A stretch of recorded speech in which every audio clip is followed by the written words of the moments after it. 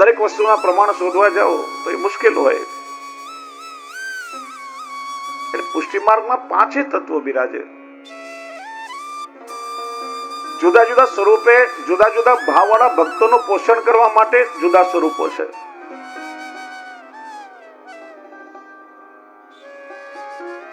શ્રી મહાપ્રભુજીના સેવક પદ્મનાભદાસજી થયા.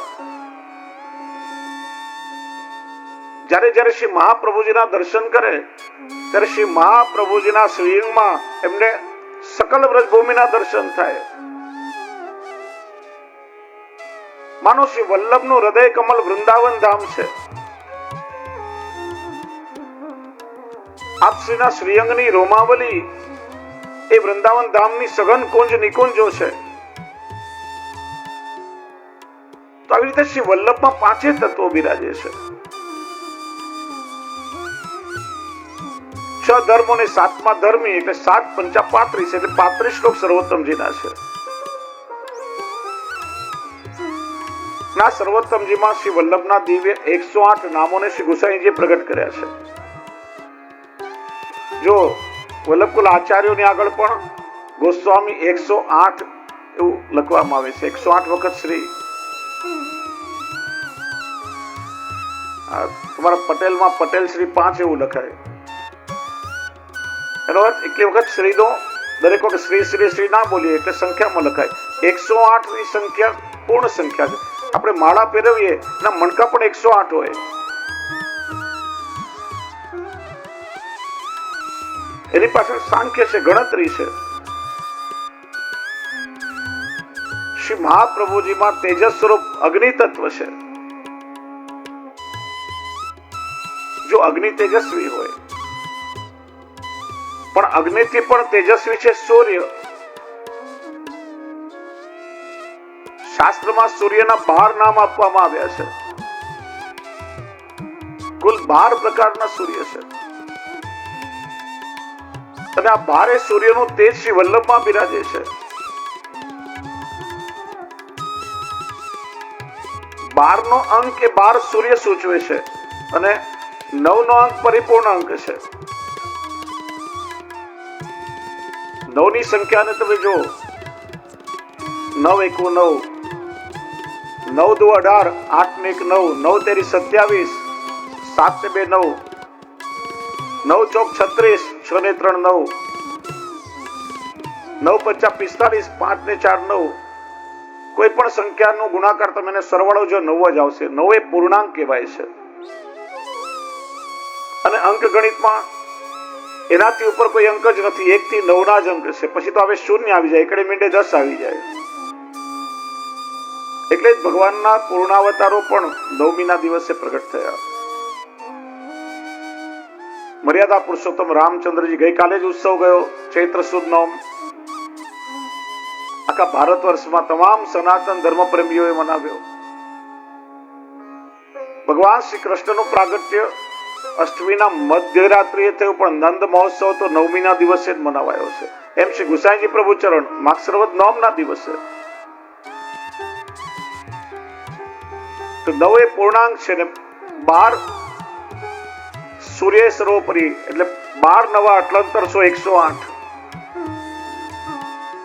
ઠાકોરજીના પણ 12 શ્રીઅંગ છે. દ્વાદશાંગ વય પુરુષ શ્રીમદ ભાગવતજીના પણ 12 સ્કંદ છે. એમ શ્રી મહાપ્રભુજી પણ ભગવદ રૂપ છે, પરિપૂર્ણ છે. માટે 12 ગુણ્યા 9 108 એટલે 108 નામો પ્રગટ કર્યા છે.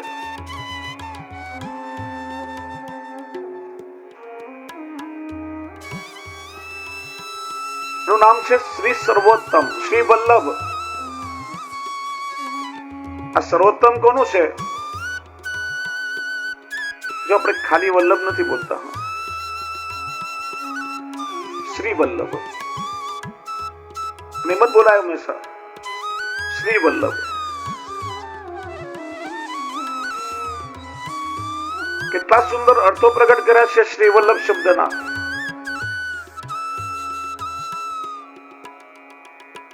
શ્રી વલ્લભનું સર્વોત્તમ છે. સર્વત્ર ઉત્તમ, સર્વદા ઉત્તમ, સર્વથી ઉત્તમ, એટલા માટે સર્વોત્તમ.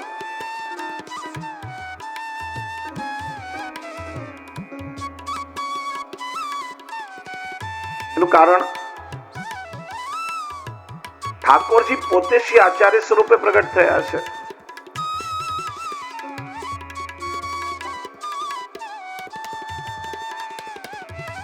ગીતાજીની પેલી ભગવાનની પ્રતિજ્ઞા યાદ કરો. યદા યદા હિ ધર્મસ્ય ગ્લાનિર્ભવતિ ભારત અભ્યુત્થાનમ ધર્મસ્ય તદાત્માનમ સૃજામ્યહમ.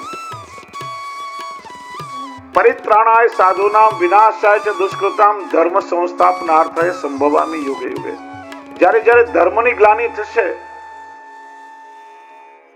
ત્યારે ત્યારે ધર્મને પ્રકાશિત કરવા હું સમય સમય અવતાર ધારણ કરીશ. એ ધર્મનું સ્થાપન કરવા ભગવાન સ્વયં આચાર્ય સ્વરૂપે પ્રગટ થાય છે.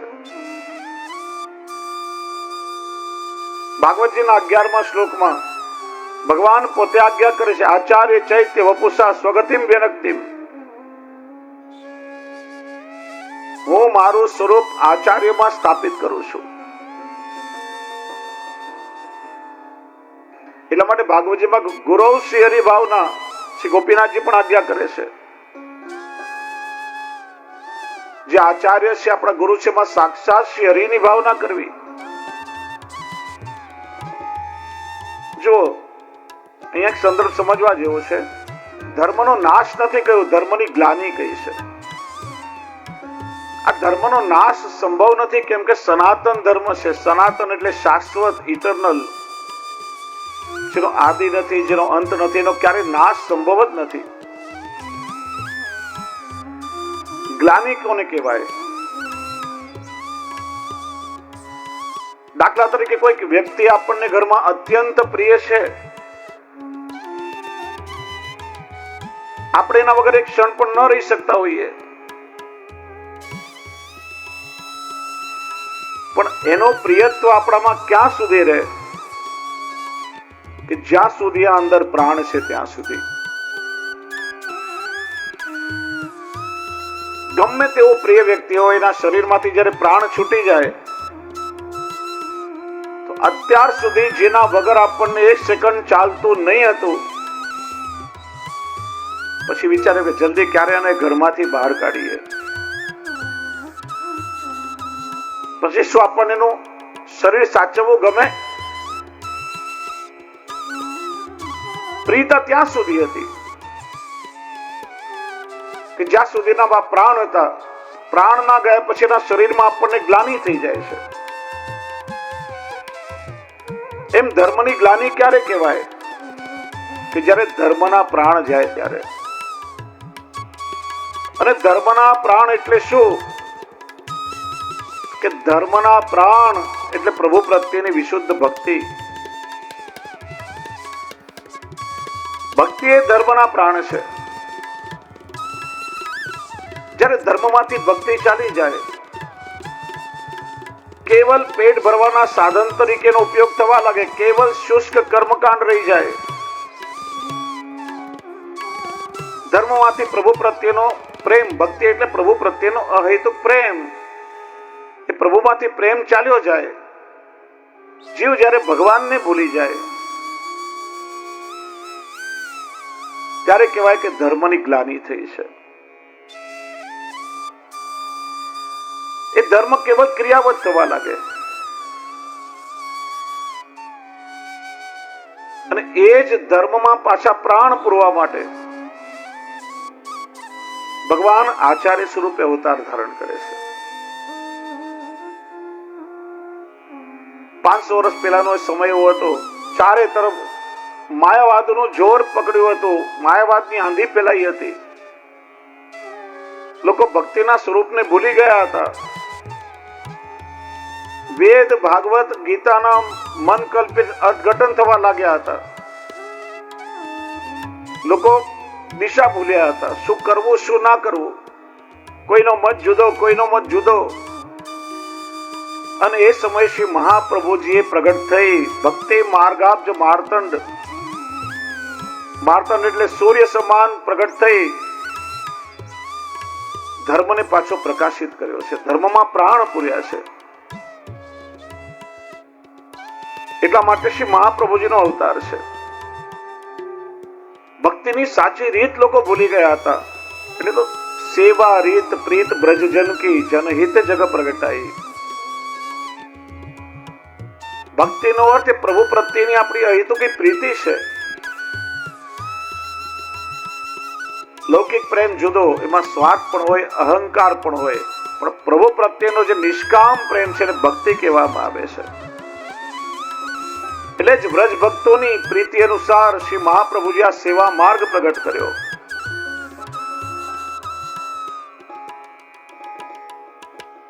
એટલે આપણે કહીએ છીએ શ્રી વલ્લભ. વલ્લભ એટલે વાલા. અને કોને કોને શ્રી વલ્લભ વાલા છે? ટીકાકારોએ શ્રી શબ્દના અનેક અર્થો બતાવ્યા છે. શ્રી એટલે દૈવી સૃષ્ટિ, વલ્લભ એટલે વાલા. આ દૈવી સૃષ્ટિ પ્રભુથી વિખૂટા પડે હજારો વર્ષથી લૌકિકમાં ભટકતી હતી. બ્રહ્મ સંબંધના ગદ્ય મંત્રમાં શરૂઆતમાં શું કહો છો? ભગવાન શ્રી કૃષ્ણથી વિખૂટા પડે હજારો વર્ષોનો સમય વ્યતીત થવાથી પ્રભુની પ્રાપ્તિ માટે હૃદયમાં જે તાપ ક્લેશનો આનંદ થવો જોઈએ એ પણ જેને તિરોધાન થયું એવો હોવો જોઈએ. હજારો વર્ષથી આપણે ભટકી રહ્યા હતા. સહસ્ર પરિવત્સરથી શ્રી વલ્લભે એ જીવોને શરણમાં લઈ પ્રભુ સાથેનો સંબંધ કરાવ્યો. એટલા માટે દૈવી સૃષ્ટિને વાલા એટલે શ્રી વલ્લભ. શ્રી એટલે વ્રજભૂમિ. આ વ્રજભૂમિના બધા જ લીલાત્મક સ્થળો તિરોહિત થઈ ગયા હતા. યમનાષ્ટકના પ્રસંગથી સ્પષ્ટ થાય છે. એ સમયમાં ગોકુલ ગામ નહીં હતું. દામોદરદાસજી પ્રશ્ન કર્યો કે એક સમયમાં ઠુકરાણી ઘાટ, ગોવિંદ ઘાટ એ સ્થાન કર્યું, ત્યારે યમુનાજીએ પોતે પ્રગટ થઈને માર્ગદર્શન કર્યું. એ પ્રભુના લુપ્ત થયેલા બધા લીલા સ્થળોને શ્રી મહાપ્રભુજીએ 3 વાર વ્રજની પરિક્રમા કરી છે. એક એક લીલા સ્થળોને પ્રગટ કર્યા, જીવોને સમજાવ્યું કે અહીંયા ઠાકોરજીની આ લીલા થઈ, અહીંયા આ લીલા થઈ. વ્રજ ભૂમિને વાલા એટલે શ્રી વલ્લભ. શ્રી એટલે લક્ષ્મીજી. શ્રી મહાપ્રભુજી પ્રગટ થયા એ પેલા લક્ષ્મીને બધાએ માયા ગણી. ક્યાં તો મોહ છે, માયા છે. લક્ષ્મીનો તિરસ્કાર કર્યો. પણ શ્રી મહાપ્રભુજીએ એ લક્ષ્મીનો વિનિયોગ ભગવત સુખાર્થે કરાવ્યો. લક્ષ્મીને વાલા થયા એટલે શ્રી વલ્લભ. ચોથું બતાવ્યું, શ્રી એટલે શોભા. શોભા એ સૌંદર્યની અધિષ્ઠાત્રી દેવી છે. જ્ઞાન માર્ગે શોભાને ઓભાગણીનો તિરસ્કાર કર્યો. પણ શ્રી મહાપ્રભુજીએ સંપૂર્ણ સૌંદર્યને ઠાકોરજીની સાથે જોડી દીધું. આ જગતમાં સુંદરમાં સુંદર કોણ છે? તો મધુરાધિપતે અખિલમ મધુરમ.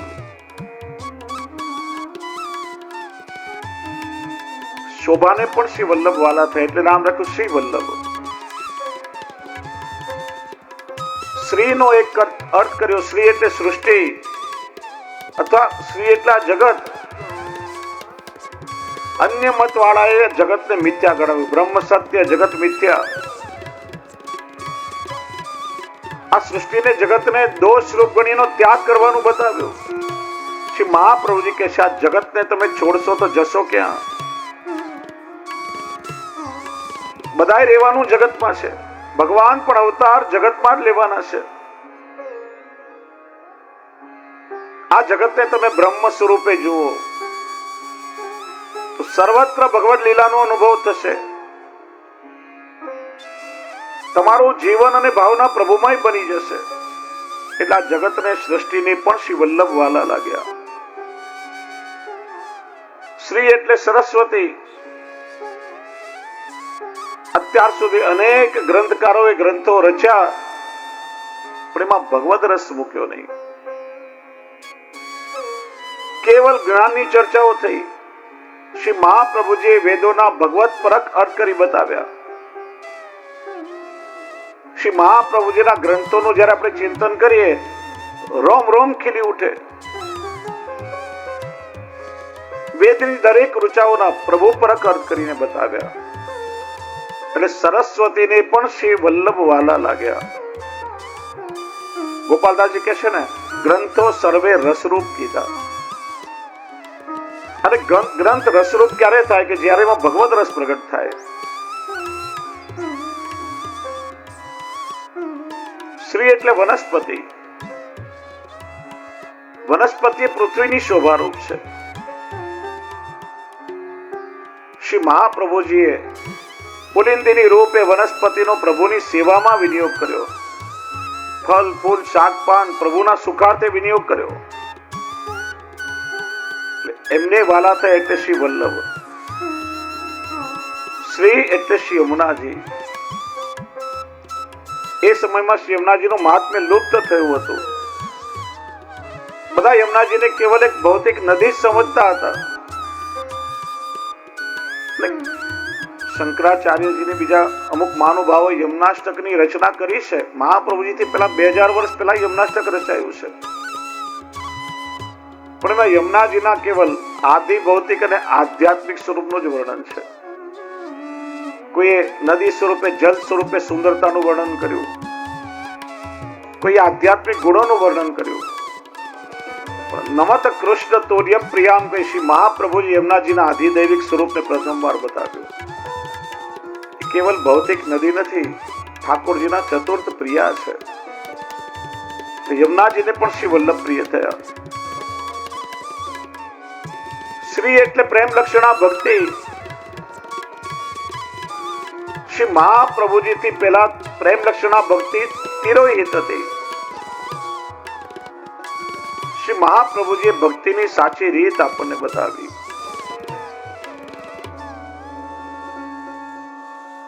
ભક્તિ એ કેવલ શુષ્ક કર્મ નથી. વ્રજ ભક્તોના ભાવ અનુસાર તમારા મનને પ્રભુમાં જોડો, પ્રભુનું સુખ વિચારો. તમારા સ્વામીનું સુખ વિચારશો તો એ જલ્દી પ્રસન્ન થશે. ભક્તિને શ્રી વલ્લભ પ્રિય થયા એટલે શ્રી વલ્લભ. શ્રી એટલે વ્રજ ભક્તો. શ્રી મહાપ્રભુજીએ વ્રજ ભક્તો સાથે રાસ જેવી અનેક આદિ લીલાઓ કરી છે. એ સમયમાં પ્રભુની લીલાના શુદ્ધ સ્વરૂપને જીવ ભૂલી ગયા. અને આસુરી જીવો પ્રભુની લીલાને ન સમજવાના કારણે પ્રભુની લીલામાં દોષો જોવા લાગ્યા, દોષારોપણ કરવા લાગ્યા. શ્રી મહાપ્રભુજીએ ભગવદ લીલાનું શુદ્ધ નિર્ગુણ અને અલૌકિક સ્વરૂપ સમજાવ્યું. એટલે બ્રજ ભક્તોને પણ વાલા થયા. શ્રી એટલે સ્વામીજી, શ્રી વલ્લભ. શ્રી એટલે સ્વામીજી ને વલ્લભ એટલે સ્વામીજીના વાલા એવા ઠાકોરજી. અને શ્રી મહાપ્રભુજી તો સ્વામીજી ને ઠાકોરજી બંનેને પ્રિય છે, એટલા માટે શ્રી વલ્લભ. શ્રી એટલે પ્રેમ, પ્રીતિ. અત્યાર સુધી સંસારમાં બધાની પ્રીતિ જોડાયેલી હતી. શ્રી મહાપ્રભુજીએ દૈવી જીવોની સંસારની આસક્તિ છોડાવી, એ લૌકિક પ્રીતિને સ્વરૂપાત્મક બનાવી અને પ્રભુની સાથે જોડી એને પ્રિય થાય. એટલા માટે શ્રી વલ્લભ. અને બતાવ્યું કે શ્રી એટલે માયા. માયાનું પણ એક નામ છે શ્રી. અત્યાર સુધી સંસારના જીવો બધા કેવલ લૌકિક મોહ માયામાં સપડાયેલા હતા. શ્રી મહાપ્રભુજીએ લૌકિક મોહ માયા છોડાવી, એ માયાને અલૌકિક બનાવી અને પ્રભુ સાથે જીવની માયા જોડી. મોહ માયાને શ્રી વલ્લભે યોગ માયા બનાવી. જો બે પ્રકારની માયા છે. મોહ માયા સંસારમાં આસક્તિ કરાવી અને પ્રભુથી દૂર કરે, અને યોગ માયા એ જીવને પ્રભુની સાથે જોડે. શ્રી વલ્લભે સંસારની માયા હટાવી અને પ્રભુની સાથે જીવની માયા જોડી. અને એટલા માટે તો આપણે બધા સાથે મળીને ગાઈએ ને એકવાર. બધા મારી જોડે ગાજો.